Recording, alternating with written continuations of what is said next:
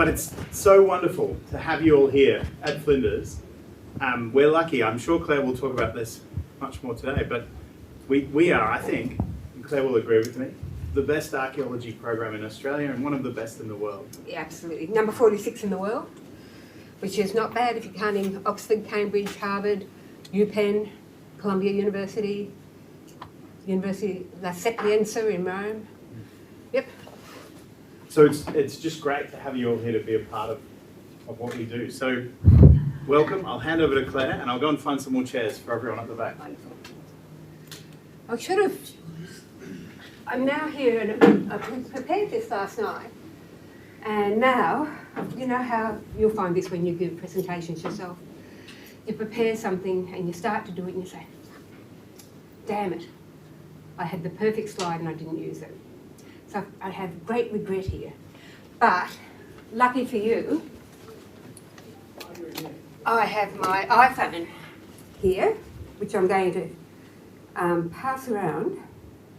You can just, I'll open up. Last week I was at a site called Archaeology in the northern Flinders Ranges.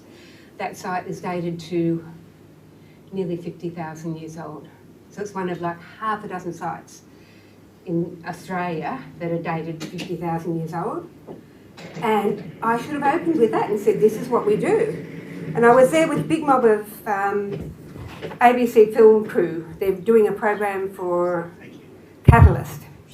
So what I'm going to do here is, right now, you can go back and forth if you find my personal, have a look, just feel free to flick through that and just look at some sites. So that's archaeology. So I was out there with, there was 27 people, 4 from the ABC Catalyst crew, 18 Undermutna people, and then, I don't know, can someone do the maths, 23, 18, 6. University, Mike Morley was there, I was there, Elspeth, my doctoral student, Kate, my doctoral student, Maria, my doctoral student. They all got interviewed for TV. They didn't really want to talk to me much, but they really wanted to talk to them. And somebody else, I don't know who the other one was. Anyway, another. So that's archaeology, real archaeology happening. So if you're looking at those photos, that's the ABC filming us at that site, and it'll be on Catalyst later in the year in a 2-part documentary. So what I want to talk to really here is about what happens if you're studying archaeology, what you can expect from it, what kind of jobs you might get from it, and what, kind of how to deal with it. Okay, first off, I'd like to just acknowledge the Wangana land, and certainly people who are working in archaeology. You'll be working with Aboriginal Australians consistently, and that acknowledgement of country is an important thing. It seems like, sometimes it might seem like a bit trite, oh well, of course I know that Aboriginal people lived here before, but it's really about recognition. It's about recognising that. That's me, welcome from me, and I wasn't sure Moffat would be here in person. I thought he might be doing it by Zoom. So,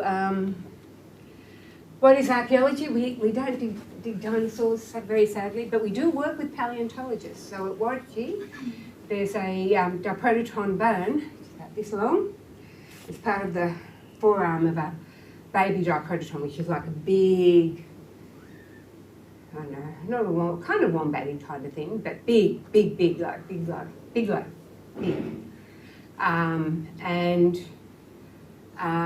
So we have evidence of megafauna, these big megafaunas, big kangaroos, and you'll learn about them when you're studying archaeology, and people coexisting at the same time. And then the dilemma, the big question for archaeologists are, did Aboriginal people hunt them? Did they hunt them to extinction because they did become extinct?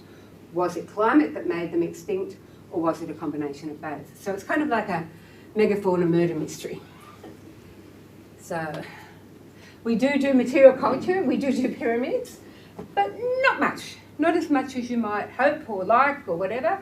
If you want to go in that direction, you're certainly welcome to. We do have some classical archaeology that's taught, and we have in first year this year, I have an new Egyptian lecturer who's going to give a lecture on the pyramids in Egypt. So if you're an Egyptologist or potential, then Mimi's the person.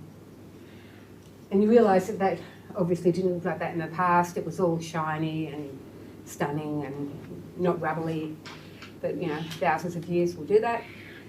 This just gives you a little bit of a sense of timelines for geology and also for humans. And you can see that we've only been around in the Holocene and parts of the Pleistocene, so not that long. You know, kind of proto-humans have been around for a few million years, but Homo sapiens sapiens probably only 100, maybe 150,000 years.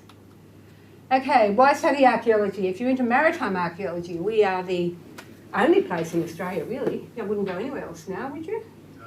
No, I don't even think James Cook does it anymore. And we have a really strong maritime program. So we've got, I don't know, 4 or 5 lecturers in that program. Wendy, Jonathan, Chelsea, John, 4. And they seem to just grow. Somehow they just clone another person. Yep. Hey, fun fact, we're actually the best maritime archaeology institute in basically the whole Southern Hemisphere.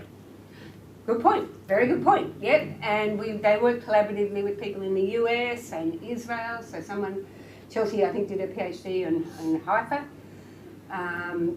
And Jordan does a lot of work in Europe. So they do some really interesting stuff. So you might study archaeology because it's interesting. This is just a quote from those who cannot remember the past are condemned to repeat it.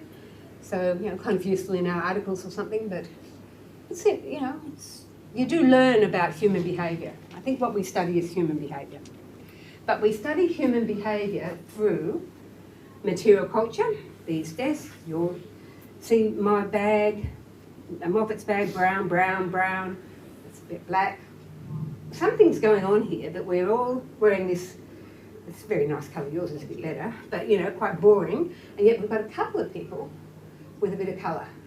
And they're probably women, because women are more colourful. Look around us, women are going to be dressed more lightly than men, in lighter colours, and that's just part of the basic gender differences that we have in our culture. And that, one of the ways it's expressed is through clothing. We also look at landscapes and environments. So Mike Morley, he's an expert on that, and he loves dirt, he does a lecture on dirt, how much he loves dirt. And you're out there in the field with him, and he really does love it, dirt. Okay, dirt's okay for me, but I don't love it like you do. But he can tell changes of environment 50,000 years ago from the dirt, from the plants that are in there, from the pollen, from the also from the animals, you know, how they change and they adapt to a particular environment. So dirt's a really important way of understanding environments. And then he's looking at the landscape and how the landscape was made and how people interacted with that. We do monuments. This is Angkor Wat, and Martin Polkinghorne specialises in that. So he works there and occasionally takes people there. He also does some interesting work in Indonesia. So I think why we got into the 46 that's the QS rankings. So and that was a couple of years ago. We're waiting for this year's things to come out. We want to knock off the University of Sydney, and I have no idea why they are anywhere up there.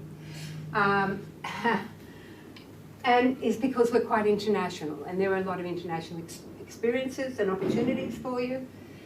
There's also some funding that you can get from somewhere down there, and we can, you know, you go to the inquiry people and they'll tell you, but our students get funding to go on some of those international things. Some people went to Mongolia. Moffat, did you go to Mongolia? Yeah, I've run the field school in Mongolia a few years now, and you can get funding from the New Colombo plan to cover. And they can also get individual funding to do one thing overseas too, one trip, one field school, one something. And we're well connected because there's a lot of us.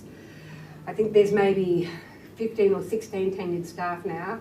They can't stop to count because another one will pop up. And a lot of part-time staff as well who are replacing people who have fellowships. We're really spread across the globe, so there's great opportunities there for you. So one reason to do archaeology is to travel and be part of an interesting, useful travel. That's a Kimberley Point. Going with my friend at the back, fun fact. Okay, that was produced in the Kimberley in Western Australia by people. It was used in ceremonial context, really hard, it's flaked. And it's really absolutely impossible for me. I've tried helping like in experimental archaeology to learn how to do that. I'm not strong enough. I was never strong enough to be able to do more than the tiniest pathetic thing. When British colonisation came and populations in those areas dropped by, some people estimate 90%. They dropped from smallpox, influenza. You know, this is an island. No one had smallpox. No one had a cold or influenza. It's, you know, they really, you know, decimated populations. Do you think the production of those Kimberley points went up or went down as the population dropped? Yep. They went down. What's your name again? Victoria. Victoria. Okay, that's a good. Anyone else agree with Victoria?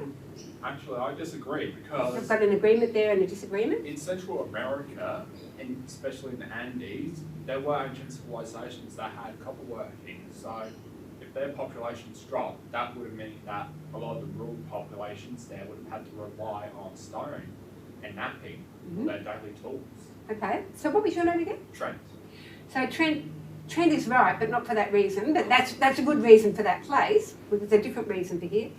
Because, okay, think of yourself. If say you believe in a God, and you're thinking, and the world is just falling apart around you, all your family are dying and sick. What do?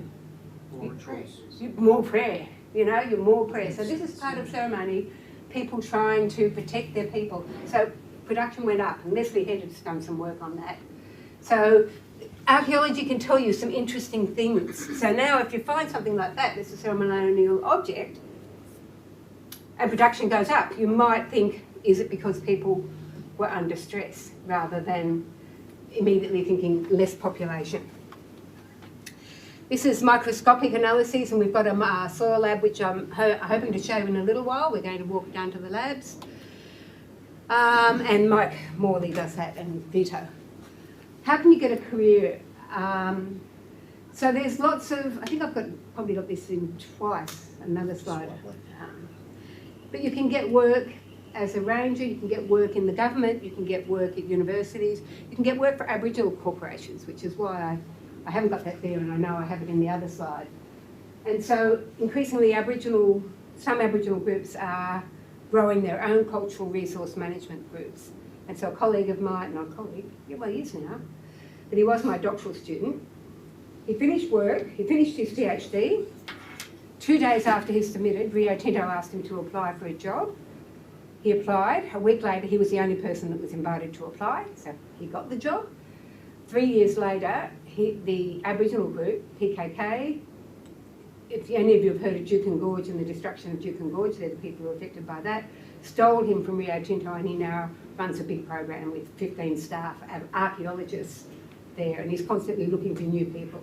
So there's really is work out there, and working for Aboriginal corporations is one of the ways that are coming up in that.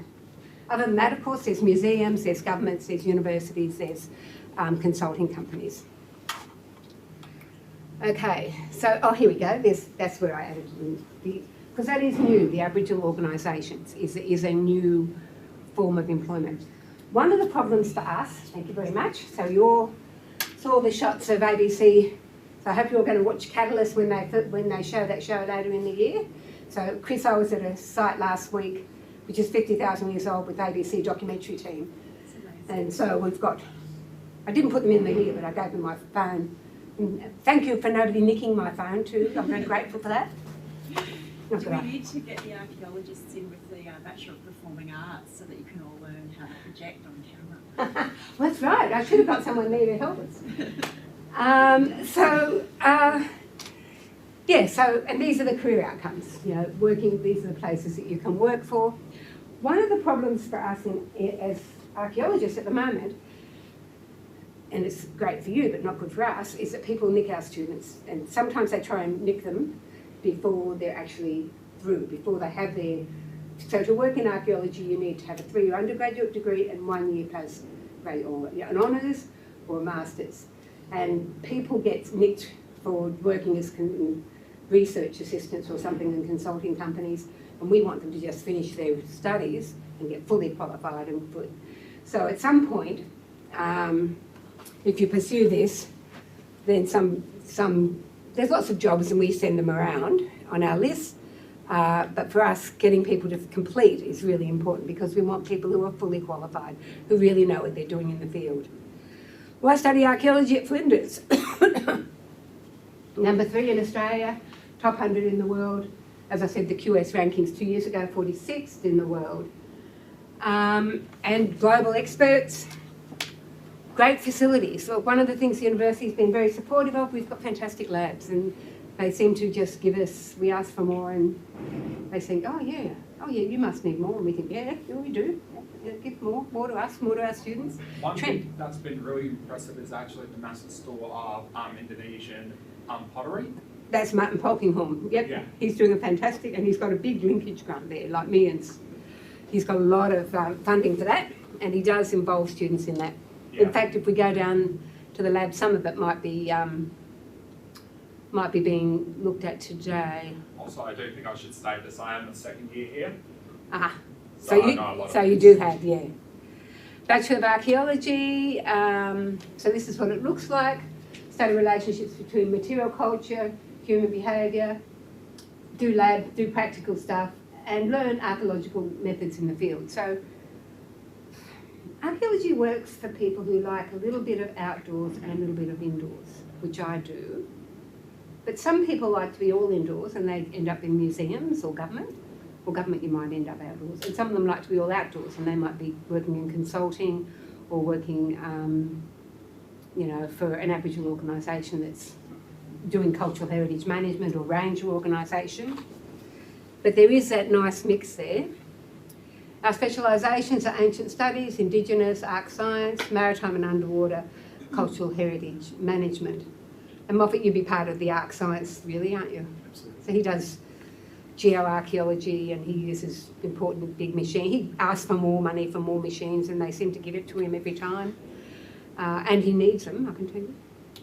And I need his throw-over machines, the ones he doesn't use for my work.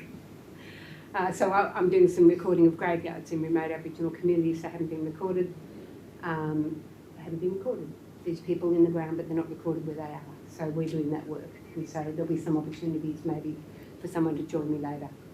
First year, that's the stream how it goes. First, second, third year. And combination of lectures, seminars, tutorials, practical classes. We have a seminar every Thursday at 3 and really I'd invite you all to come to that. Yes, there we go. And these are the electives in that program: forensic, environmental, cultural resource management. And so you can combine a Bachelor of Archaeology with these other degrees, so Bachelor of Science, Bachelor of in Forensic Chemistry and Environmental, but we've also got with Paleo. So while we don't dig dinosaurs, Kate Sexton's the first person to get a combined degree in Archaeology and Paleo had last year. So that's a new one that's coming up. GIS, Moffat does. Work integrated learning, so part of what we have, particularly in the graduate program, is going out and working for a company, finding out what they need, doing a report. And what that does is we're very conscious of getting people jobs. So what it does is it segues you into a company where they get to know you and get to see if you're any good. And if you are good, they might just tap you on the shoulder when a job comes up. They might say, oh, why don't you apply for this? So it's actually and it gives you that real world experience of what it's like on the ground and the pressures on the ground too. It's different, like Wadachi was wonderful, but we had to walk a long way in the heat. Like really, at one point I thought, crikey, it's really, really hot. I'm going to actually have to stop here. Everyone else was walking, but down the creek bed for about 40, 45 minutes. So it was before you get, and then you climb up this escarpment. And I got there and I thought, my God, I think that is a bit dangerous, really. But we do all that health and safety stuff. And you don't have to climb it if you don't want to, like most people didn't. They said, no.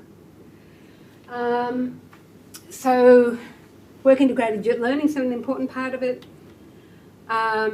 If you're wanting to, so most of you would be enrolled. Is everyone enrolled in the ARC? So I was assuming that, but I thought there might be a couple of people who came in who were thinking of it. So for enrolment for this semester is date is 25th of February. Second semester is 3rd of June. Postgraduate applications, closing off, and they're the dates for those, and that's for people who have a degree anyway, but they're coming back to university to do archaeology specifically. So you might be a nurse, you might be a teacher, you might be a policeman, you might be a lawyer, and you think, I hate this.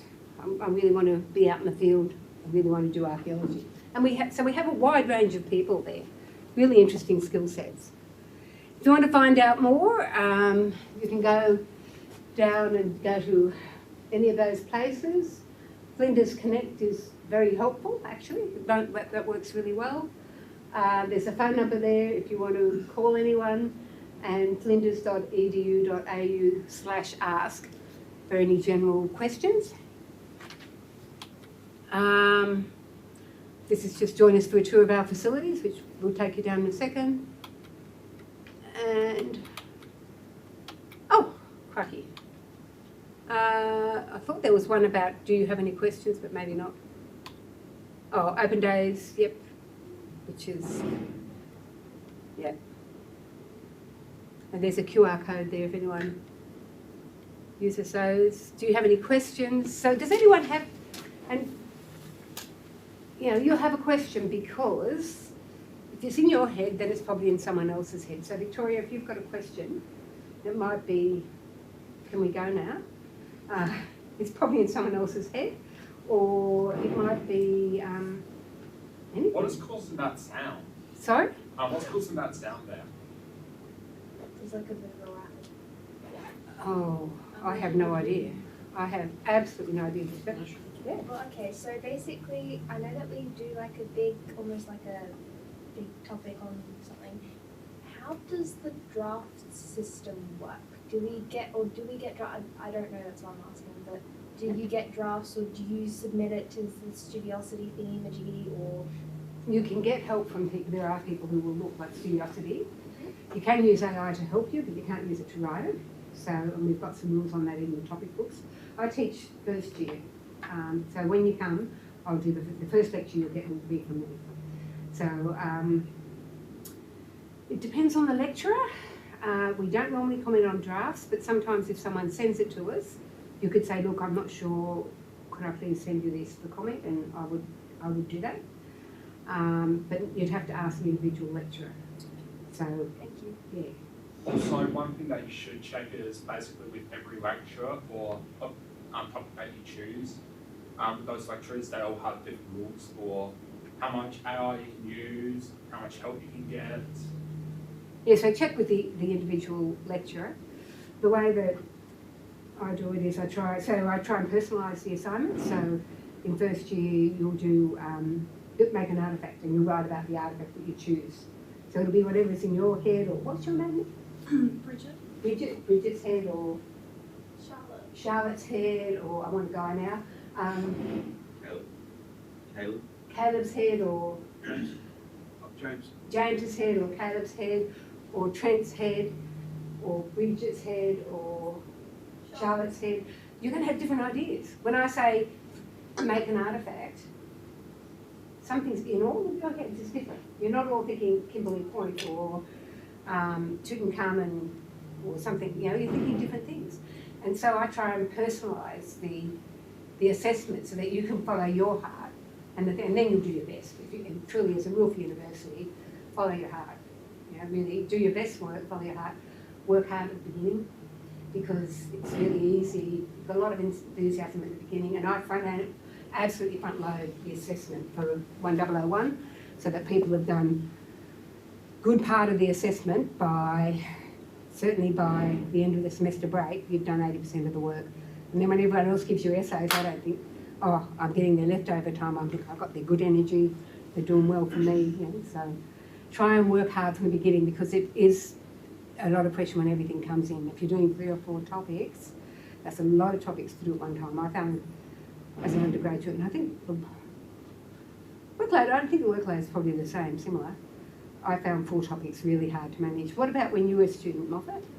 Yeah, it was the same. It was everything at the end, and it was tough. So I think I also front load a lot of my assessment for the topics that I teach, and I think it's a great way to go. Yeah, it just helps you to succeed, and we will help you. I have a no-fail challenge in each of my classes, and I don't think we've ever succeeded, but I think I don't want anyone to fail.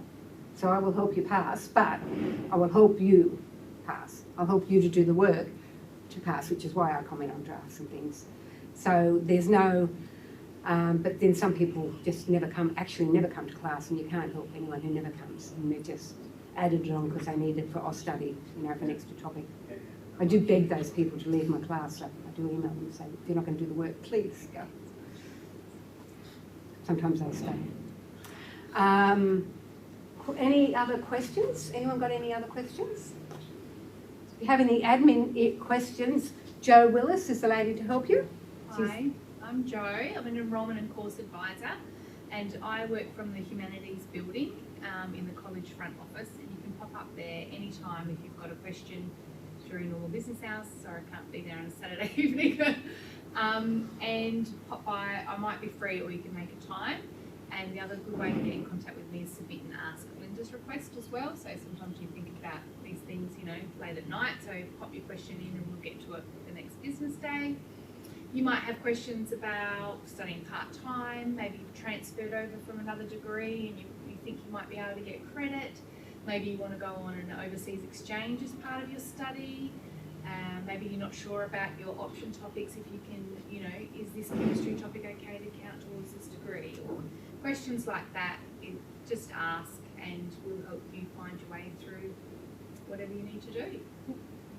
And Jo is very efficient at her job. She does answer things very quickly and helpfully, so you'll have a lot of support. Other thing I recommend is that you join the Archaeology Society, because the Archaeology Society, when Chris was talking about it, I like that when she talked about university as connections. I hadn't thought about it in that way before. And I think about it even more so, think about it as relationships. So maybe Charlotte and Bridget and, how could I have forgotten them? Victoria may end up best mates. You may be sitting together in class, and someone who becomes your closest friend for the rest of your life may be in this room right now, but you haven't actually met them. So I think it's about relationships as well, and you make relationships with your lecturers, you'll make relationships with each other. So I like that idea of university as connections and relationships, because you're young, you've got so much ahead of you, and so much you can do, so much you can do with your lives. Yeah. And I think one of the most important things with that is that you can learn so much just from talking to other archaeologists. Like, I never knew about how all the napped pieces and all that actually increase. And that actually baffled me for a second there, and I tried to think of the most logical way.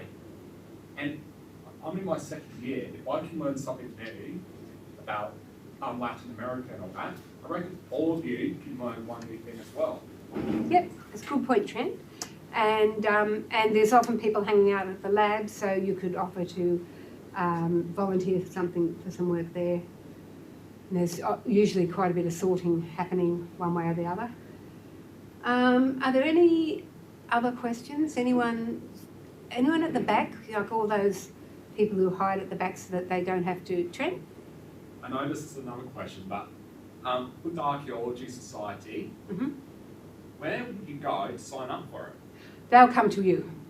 So they'll come to the first, not the first week, but probably in the second week they'll come along and you just join. They should have come last year to 100. Were you 1001 last year, weren't you? Yeah, I don't think I was on that day, just COVID. Oh, okay, no worries. Yep. So they will come to you and they'll do a welcome barbecue sometime. So that's good. Yes. I was just going to say Thank that. you. Oh, that's okay. I was just going to say that I think they've got a little table at the fair too, because I saw them yesterday. Oh, that's great. Do you think they're here today? I I do. saw them when I was Downstairs. where's the fair? In It's the main hall hub thingy. Like, I don't know. So the plaza area where Yes. Subway Yes. is? Yes. Yeah, where the Subway is, okay. So we can look down there and we can, okay, oh, that's good. See, I hadn't noticed that. Mm. Meandered in and meandered up. Good. Any other observations or something that you know that you can share with someone else that would help them? Moffat, any points from you? I have a question for you, Claire. Really? Yes. Can you tell us some more about your own fabulous research? You've been talking about other people's stuff and a bit about Warwickshire, but what about the other projects that you're working on? Well, this briefly, okay, I've got two big projects going. One is the Warwickshire one, and the other one is Indigenous archaeology. And that's how is archaeology if it's shaped by the minds of Indigenous people. And so it's working with Aboriginal people and kind of looking at the points of conflict, really, where things don't work and think, why doesn't it work? It's because we've got different worldviews, different values, different ethics, and then thinking through how would an archaeology look if it's shaped by Indigenous people. And also that braiding knowledge one. He's given me a prompt for that, that's what it was. And I'm part of a new centre for braiding Indigenous knowledge and science. We got $30 million from the US government, bless them, over 5 years. If we don't bug it up, we'll get another 30 million for another 5 years, which is about 100 million Australian. So I, as the Australian hub, we get a couple $100,000 a year. So we're like, okay, we can spend that. And it's about looking at Indigenous knowledge, looking at science, looking at things like climate change or environmental change. So at Warwickshire, we look at the residues and they tell us what plants were there. Okay, that's science. But then we did a workshop with Andamutna people and they told us what those plants were used for. So the scientists can tell you, yes, X plant was used on that stone artefact, but the Aboriginal people can give you a better understanding of what it might be used for. So it's trying to make new knowledge from these two systems of knowledge.